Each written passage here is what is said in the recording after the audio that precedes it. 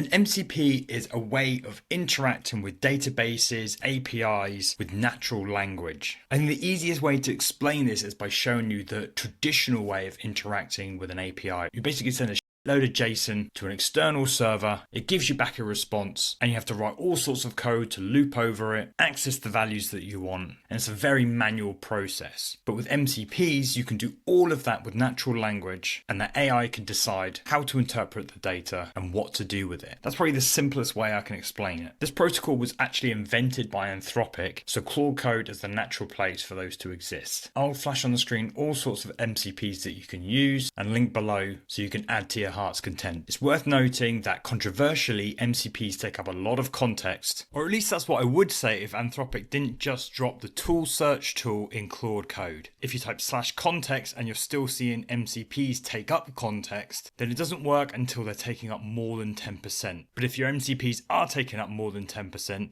then just make sure you've got the environment variable checked and update your Claude Code. And you should no longer see MCPs taking up any context and a heckload more free space. So the three types of MCPs. One of them is a remote MCP, so something that's stored on the internet somewhere. SSE MCPs, which are actually deprecated in favor of the HTTP server, which we just discussed. And then local standard in-out servers, which Claude Code in itself can run as an MCP server, so you can interact with it with other tools.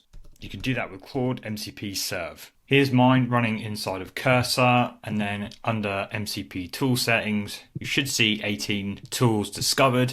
If it's not working, just run which Claude, copy that path and paste it in command.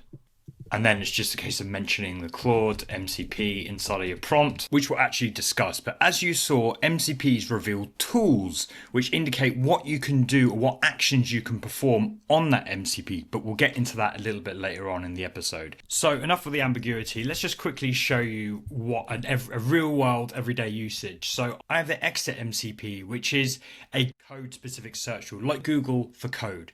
Now I might say implement X feature, but research best practices using Exa.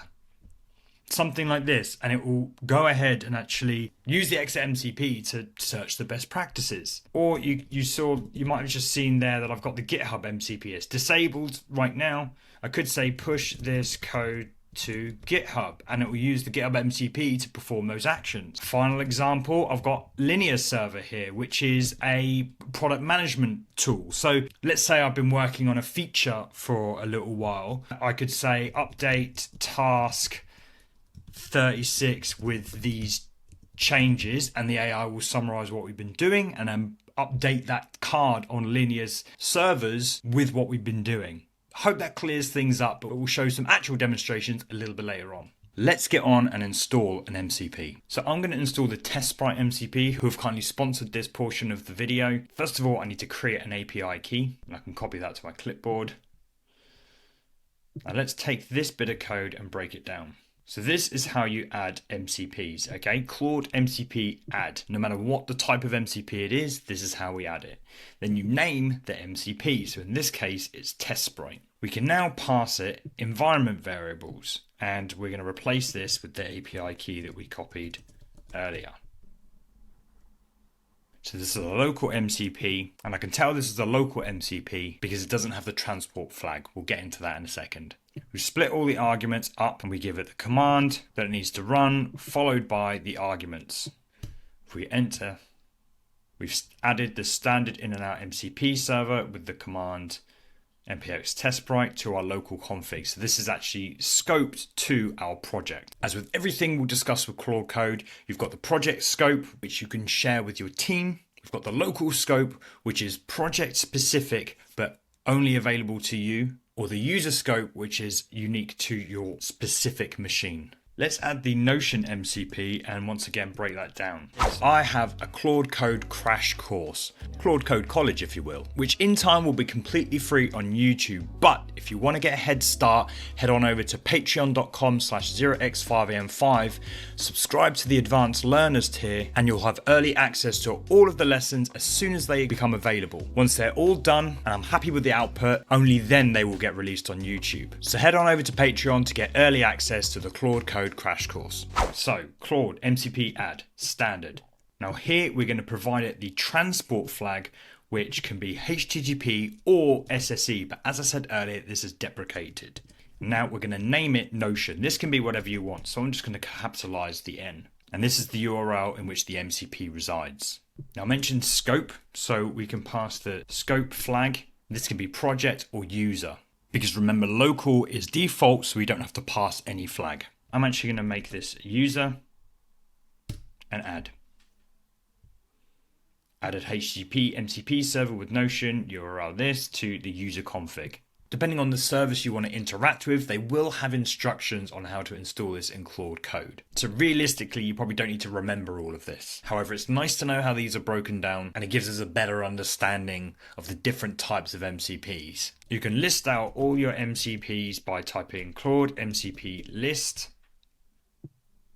And you can see that Notion's been added, TestBrite has been added, SemGrep, Linear, Exa, and Ref, they're all connected. However, Notion needs authenticating.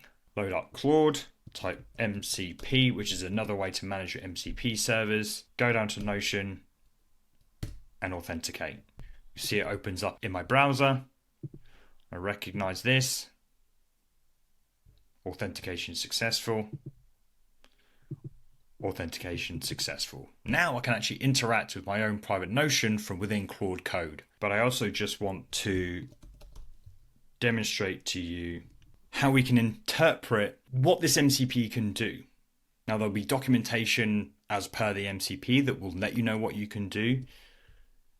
But by the looks of things, we can search, we can fetch, we can create pages, we can update pages and move pages, duplicate pages, create database. These are all the sorts of things we can do. And if you can write a natural language prompt that gets a certain user as an example, or updates a database as another example, then you can begin to understand what we can do with a given MCP. I would much prefer to do this through the Claude desktop client. So I'm actually going to go through and remove MCP, remove Notion with the S user, and so actually remove that from there.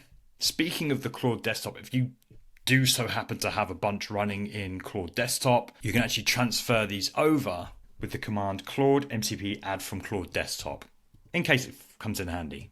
But let's start using these MCPs. Let's set up TestBrite with this project, which if you remember is a TanStack start project, a very basic chat app. But let's see TestBrite in action. All I suggest is to say, hey, help me test this project with TestBrite. Realistically, Claude is so smart that we don't need to be polite. We can save on tokens and we can run this command. So it's exploring the current code base, it's finding the files. I was actually using my exit MCP just to understand TestBrite a little bit more. What I'm actually going to do is press no on that and say TestBrite is an MCP. And this is inherently the problem with MCPs, because as with everything with AI, things are a bit indeterministic. I've given it a nudge now to tell it about that it's an MCP. Oftentimes you will need to give it a little bit more of a nudge. Now it's going to begin to bootstrap my project with the TestBrite MCP. Now we don't have any logging in. Just make sure it's running on port 3000. TestBrite asks for a specification doc. Now we can actually ask Claude Code to create that for us. So inside of here, I'm going to just write create PRD for this project and put it in a PRD folder. So here we have, it's successfully created the PRD. Here that is. Reveal that in Finder. We can actually give that to TestBrite. Continue. Back into Claude Code, it's picked that up and it's continuing the next action. So it's asking us to, TestBrite needs a dev server on port 3000. So it looks like Claude Code is actually going to do that for us. I'm going to start it. Let's give them the option, PM dev. It's already started. Cool. Now it looks like because I was in plan mode, it's actually created a plan for it. You can see it wants to use some certain tools that it has available to it to build the testing plan.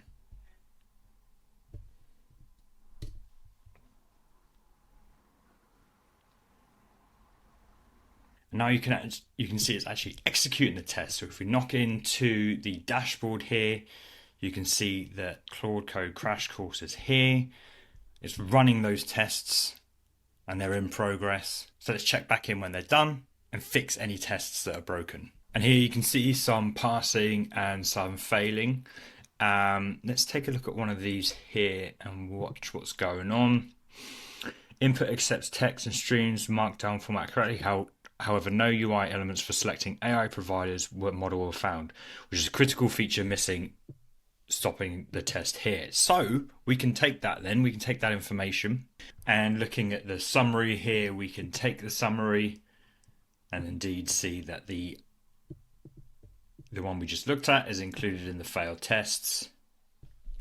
Fix the missing AI provider model selection UI and rerun the tests. So once it's done that, we should see that one passing, but realistically we would run through all of these. So we can see here now it's added the model drop down to this pop-up. We can see the AI model switching has passed, reviewing the replay.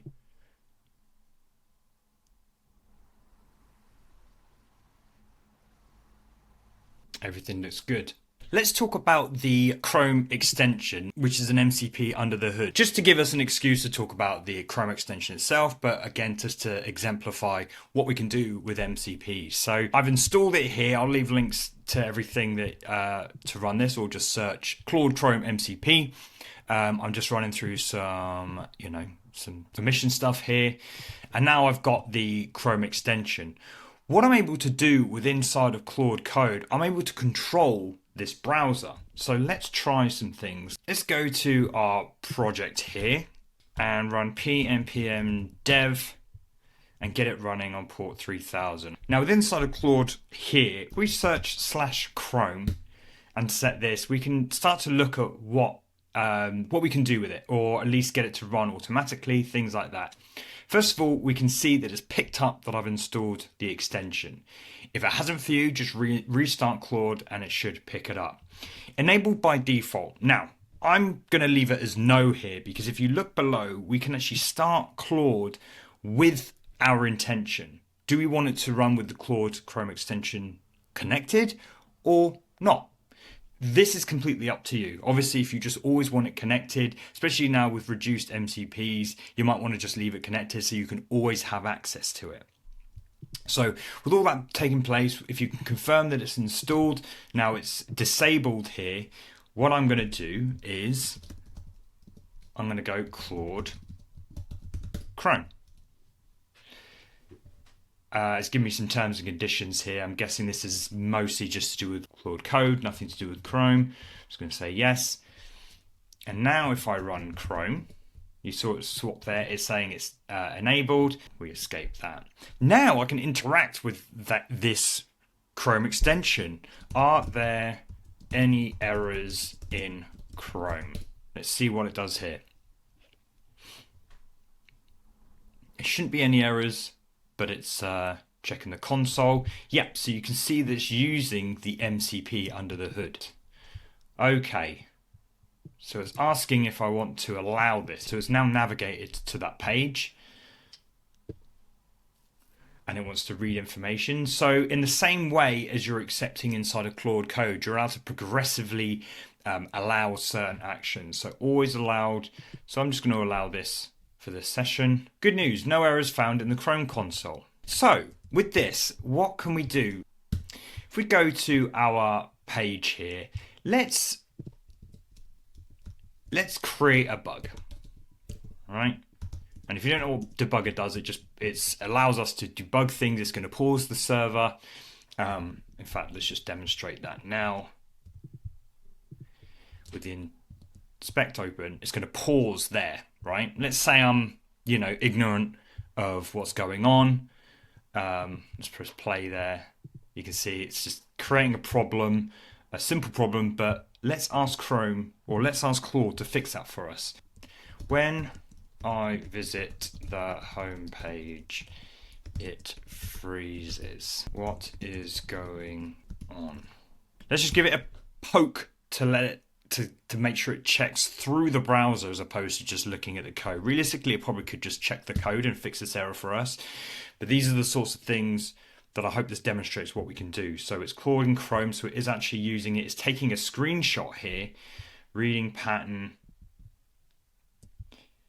The page appears to be loaded fine, showing the home page. I notice the console shows V connecting to multiple times, so the dev server might be started, but they're not actually. Let me check the interact with the page. So it's asking us a bit more clarity. The patient successfully. It's when the dev tools are open. Let's see if it figures it out. So it's actually resorting to looking at the code here, which I've no doubt it'll pick up. So there we go. Found the issue, debugger. Cheers for code. We can also look inside the console itself. But if we apply what we learned earlier, if we type /MCP, Claude in Chrome, view tools, so we can look at JavaScript, we can read the page, we can find elements on the page. Computer is computer actions like taking screenshots or clicking things. Form input, computer, not quite sure what this does. Navigate, we can resize the window even. So let's try that one in fact. Make Chrome window 320 pixels for mobile debugging. So look, resized it, and there you go. So if I took my DevTools closed there, now it's resized this window here. This window is now 320 pixels. I think this whole system is great for testing. Filling in forms, clicking on buttons, testing user input. So you can really speed up your dev workflow by running through user actions without actually having to do them. I think this will be crucial for debugging like visual changes and things like this, but it's using MCP under the hood. And so you can begin to see how we can use MCP to increase our workflow and be more productive. Now, I really hope this clears up, or at least gives some clarity as to what MCPs are. I personally think it can be quite confusing, especially if you're coming into or learning Claude Code or AI web development just in general. Please let me know any comments down below. They will make it into the course itself for a bit more of a deep dive. And yeah, as a reminder, I do have a Claude Code crash course. We go into all of this plus more. This is just like a taster lesson. It is still in development, so you might be able to sign up to the advanced learner tier to get early access. Or if you just want to support this as a free course, then there's a collection as well for like a one-time donation. Anyway, like, subscribe if you haven't already. Thanks Testbright for sponsoring this video. Links for everything will be down below. Until next time, keep on vibing.